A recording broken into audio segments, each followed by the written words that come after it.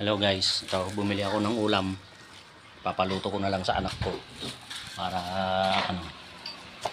mayroon siyang gagawin. Oh, ito na. Nak. Nak, lutuin mo tong ulam ah. Ito. Oh. Paano lutuin to? Ito, hiwain mo muna tong. Ito, hiwain mo muna ito. Linisan mo muna bago mo hiwain. Tapos lagyan mo ng konting bawang, gisa mo. Linisin ko to, wag ko hiwain.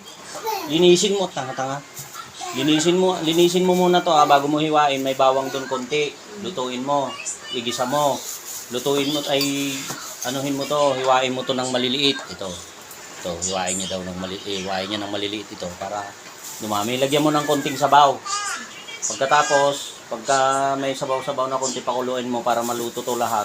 Tsaka mo lagyan ng 2 itlog, sorsyado, para hindi kinalutuin mo na.